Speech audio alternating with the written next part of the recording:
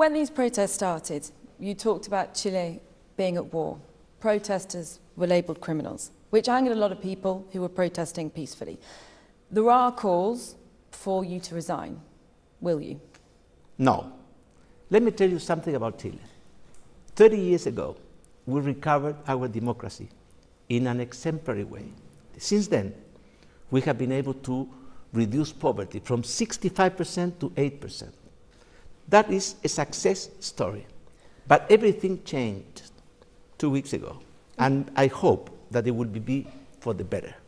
But if you're promoting yourself as a country that has advanced so much, there's unrest in this country, people are angry with the situation in this country. In the last 2 weeks, we have experienced two different phenomena of very different nature.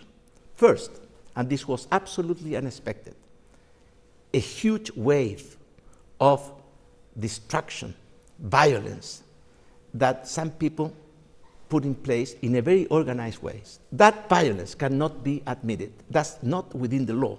That's why we had to use democratic and constitutional tools, which is the state of emergency, to restore public order and to protect our citizens.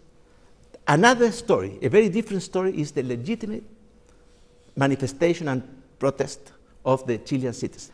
There's widespread condemnation of your forces, not just the army but the police, of using excessive force on peaceful protesters. The UN is currently in the country.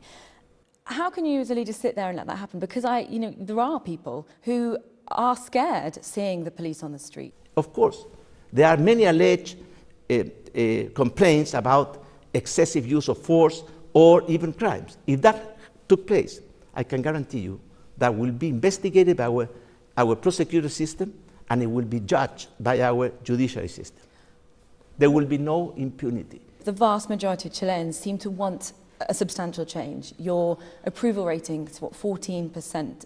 Few people have faith that you're the person to do it, to make changes. Well, I have faith, because my duty as president, and I swear to comply with that duty, is to improve the quality of life of our citizens. The changes you've made, some people would argue that they are cosmetic. The cabinet changes perhaps haven't gone far enough.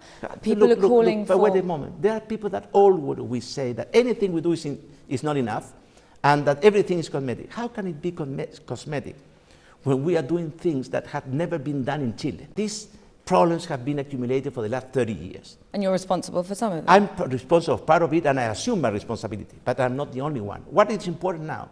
How, as a society, we react to what people are asking.